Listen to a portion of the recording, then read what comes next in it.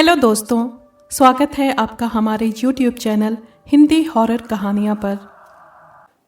आज की कहानी का नाम है कोई है। हमारे गांव में एक बहुत ही सुंदर तालाब हुआ करता था।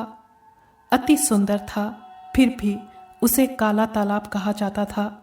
वजह थी उस तालाब के पास जो कोई इंसान या पशु जानवर भी शाम ढले जाता वो उसी तालाब में डूबकर मर जाता था।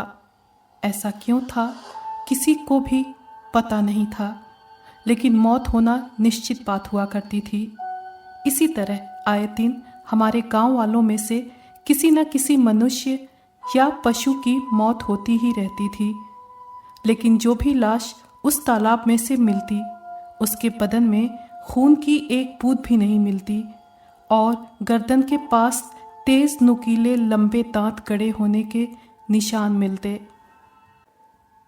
जैसे किसी खूंखार जानवर ने उनकी गर्दन पर दांत गड़ाकर सारा खून पी लिया हो और लाश तालाब में डाल दी हो। इसीलिए रोज शाम से पहले सभी गांव वाले अपने घरों में दुबक जाते। एक रोज हमारे ताऊ जी अपने खेतों में काम के चलते सांझ से पहले वापस घर आने में चूक गए। हम सभी को बहुत चिंता हुई। हम सोचने लगे कि आखिर ताऊ जी को कैसे बचाया जाए उस शापित काला तालाब से। हम सबने फैसला किया कि ताऊ जी के बड़े बेटे हरपाल सिंह और मेरे बड़े भैया संग्राम सिंह ताऊ जी को सकुशल घर वापस लाने जाएंगे। उन दोनों ने लालटेन हाथ में ले ली और मजबूत लाठी एक हाथ में लेकर घर से निकल गए। हम सब उनके लिए प्रार्थना करने लगे जो अब तक घर से बाहर थे। दोनों भाई तालाब से काफी दूरी बनाते हुए अपने खेतों की तरफ चल पड़े। डर तो बहुत लग रहा था, लेकिन जान हथेली पर लिए दोनों किसी तरह खेतों तक पहुंचे। चारों तरफ खूब अंधेरा था, सिर्फ लालटेन की रोशनी में रास्ता सुझाई दे रहा था।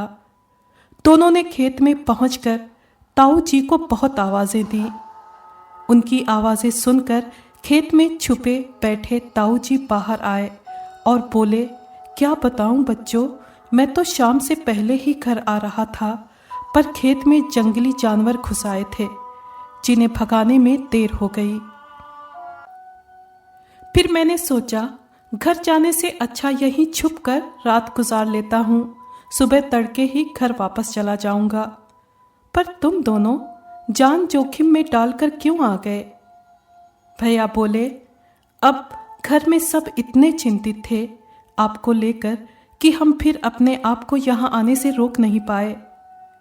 ताऊ जी बोले, चलो कोई बात नहीं, अब तुम दोनों भी मेरे साथ यहीं खेत में रुको, भोर होते ही हम घर चले जाएंगे।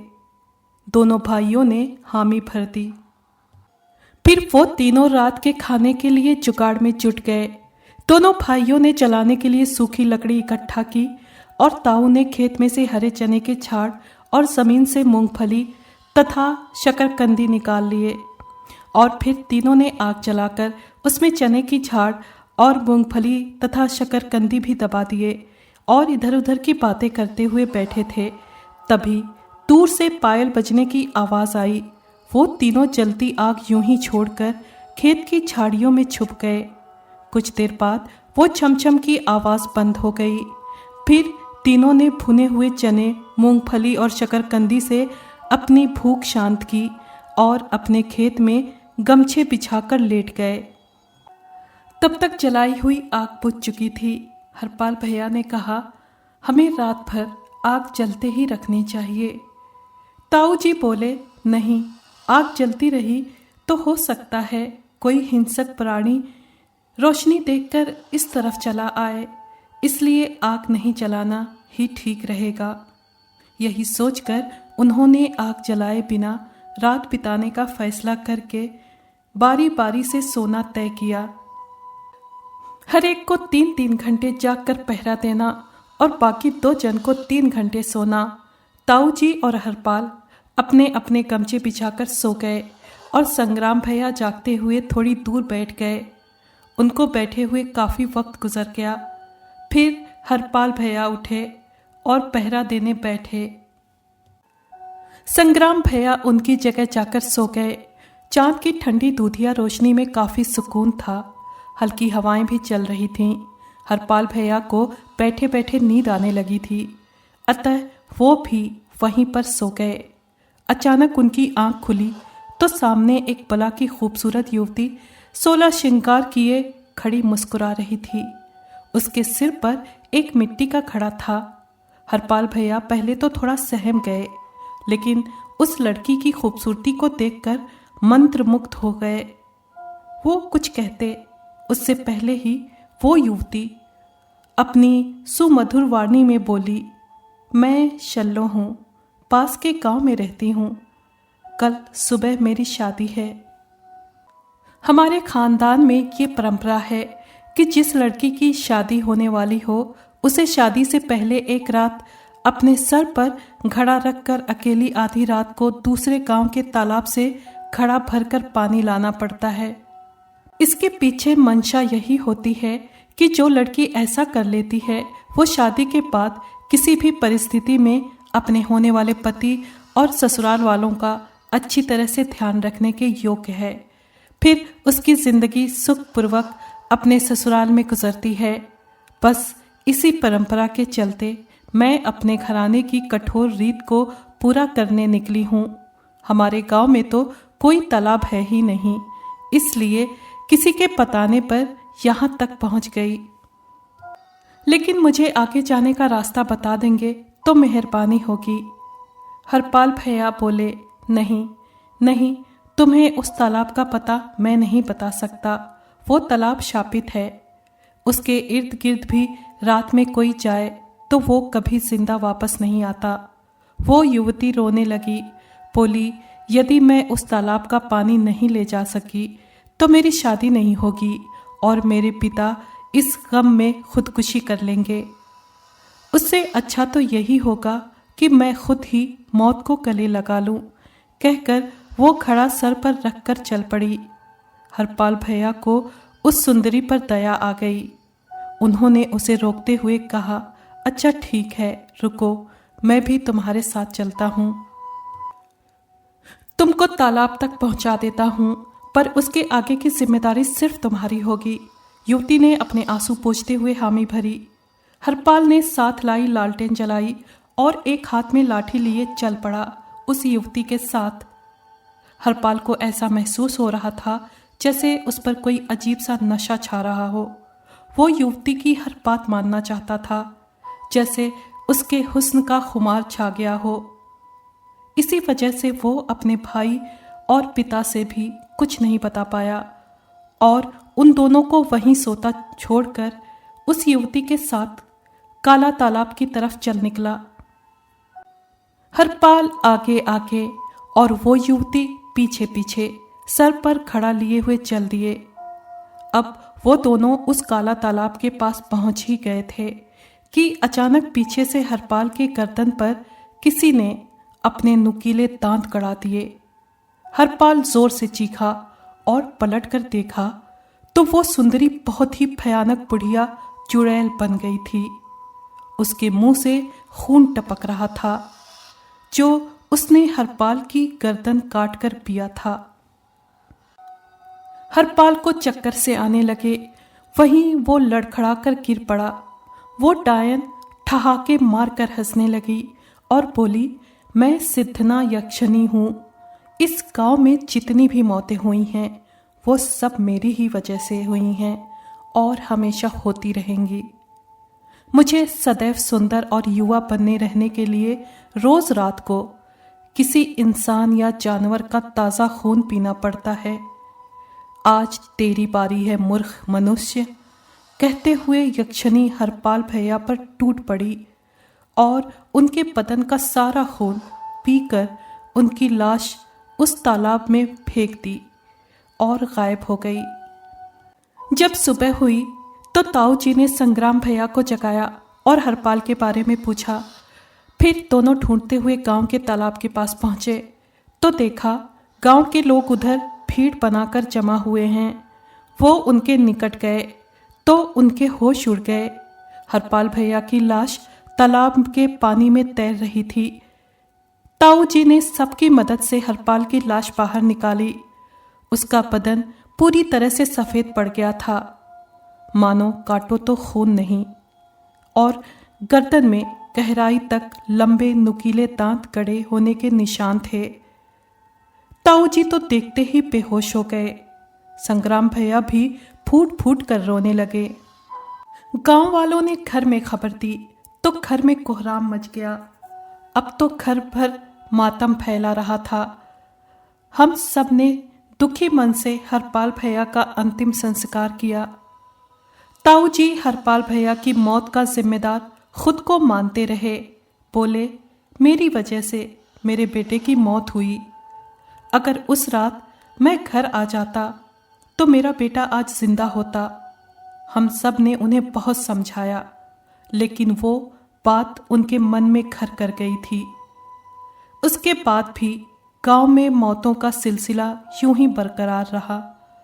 आए दिन किसी न किसी की लाश तालाब में तैरती मिलती। इसी गम के चलते ताऊ जी ने फैसला किया कि एक दिन उस मनहूस शाप को मिटाकर रहूंगा जिस वजह से उस तालाब में लोग मारे जाते हैं। फिर एक रात जब घर के लोग सो रहे थे, ताऊ जी ने एक बड़े से डिब्बे में मिट्टी का तेल भरकर साथ लिया तथा एक मशाल बनाई और उसे भी मिट्टी के तेल में डिबोकर फिर एक माचिस की डिबिया अपने कुर्ते की जेब में डाल ली और चुपके से निकल पड़े। लाठी, मशाल और मिट्टी के तेल से भरा डब्बा लेकर। रात के अंधेरे में गांव शमशान जैसा प्रतीत हो रहा था। ताऊ जी को इतना अंदाजा तो लग चुका था कि वो खूनी जो कोई भी है, उस काला तालाब के आसपास ही उसका बसेरा होगा। ताऊ जी ने मिट्टी के तेल से भरा डिब्बा वहीं तालाब के किनारे छुपाकर रख दिया। फिर एक हाथ में बिना जलाए मशाल और एक हाथ में लाठी लिए वहीं तालाब किनारे बैठकर कोई दोहा गाने लगे। बैठे बैठे काफी देर हो गई तो ताऊ जी को नींद आने लगी। वो यूं ही बैठे बैठे सो गए। जब उनकी नींद टूटी तो उनके सामने वही सुंदर युवती खड़ी मुस्कुरा रही थी जो उस रात हरपाल को खेत में मिली थी। ताऊ जी ने उससे पूछा, तुम कौन हो और यहाँ इतनी रात को अकेली इस जगह क्या कर रही हो? वो बोली, बाबा, कल सुबह मेरी शादी होने वाली है। हमारे खानदान की परंपरा है कि शादी से पहले एक रात पहले होने वाली दुल्हन को अकेले आधी रात के वक्त गांव के तालाब से घड़ा भर पानी लेकर आना होता है। जो कन्या इस परंपरा पर खरी उतरती है उसे ससुराल वाले बहुत सम्मान पूर्वक व्यवहार देते हैं तथा जो ऐसा नहीं कर पाती उसके ससुराल वाले उस लड़की से रिश्ता तोड़ लेते हैं। ताऊ जी ने उसकी सारी बात ध्यान से सुनते हुए जब उसके पैरों की तरफ देखा तो अंदर तक कांप गए। उस युवती के पैर उल्टे थे। ताऊ जी समझ गए कि हो न हो उस रात हरपाल के साथ भी यही सब हुआ होगा, पर वो नादान इस डायन की बात में फंस गया होगा। ताऊ जी ने उसे बातों में लगाते हुए अचानक मशाल जला ली। मशाल की आंच से उस यक्षिणी का जिस्म जलने लगा। उसके बदन पर फफोले पड़ गए। ताऊ जी समझ गए कि इसलिए जहां आग या रोशनी होती है उस जगह ये कभी नहीं आती। ताऊ जी बोले, अरे बेटी, ये क्या हो गया? तुम्हारा बदन तो झुलस गया है। कहते हुए उस जलती मशाल को उस युवती के और करीब ले गए। वो सुंदर युवती अब पूरी तरह से अपने असली रूप में आ चुकी थी। ताऊ जी को जोर से लात मारते दूर फेंक दिया जैसे वो कोई फुटबॉल हो। अपनी लाल आंखों से दहाड़ी, दूर रह मुझसे बेवकूफ बुढ़े। ताऊ जी जलती मशाल हाथ में लिए फिर उसकी तरफ लपके। ताऊ जी को करीब आता देख वो यक्षिणी डायन तालाब में कूद गई। ताऊ जी ने तुरंत वहीं तालाब किनारे पर छुपाकर रखा मिट्टी के तेल का डब्बा निकाले और सारा मिट्टी का तेल तालाब में उड़ेल दिया। फिर जेब से माचिस निकालकर तालाब में जलती तीली फेंक दी। बस फिर क्या था, पूरा तालाब धूं धूं करके जलने लगा। ताऊ जी जलती मशाल हाथ में लिए खुशी से नाच रहे थे। तभी वो यक्षिणी जलते हुए तालाब से बाहर कूदी। उसके पूरे जिस्म से आग की लपटें निकल रही थीं। वो खुद को बचाने के लिए जंगल की तरफ भागी, लेकिन ताऊ जी ने खुद को उस जलती मशाल से आग लगा दी और फुर्ती से उस जलती हुई यक्षिणी से लिपट गए। ताऊ जी यही चिल्ला चिल्ला कर कह रहे थे, आज मैं तो मरूंगा पर पहले तुझे मारूंगा। कहते हुए उस आग से झुलसती यक्षिणी को खुद से लिपटाकर जलते हुए तालाब में कूद पड़े और तब तक यक्षिणी को जकड़े रहे जब तक वो जलकर खाक न हो गई। सुबह जब गांव वाले अपने अपने घरों से बाहर निकले तो ताऊ जी की जली हुई लाश उस काला तालाब के पानी में तैर रही थी। जब हमको गांव वालों ने बताया तो फिर एक बार हमारे घर में कोहराम मच गया। हम सब बहुत रोए और ताऊ जी का अंतिम संस्कार किया। उस दिन के बाद फिर कभी हमारे गांव के उस काला तालाब में किसी की भी मौत नहीं हुई। इस तरह ताऊ जी के बलिदान से हमारा गांव और काला तालाब उस यक्षिणी के आतंक से सदैव के लिए शाप मुक्त हो गया। अगर आपने चैनल को अभी तक सब्सक्राइब नहीं किया है तो चैनल को सब्सक्राइब करके बेल आइकन को प्रेस कर दीजिए, जिससे आने वाली हर कहानी का नोटिफिकेशन आपको मिल सके। धन्यवाद।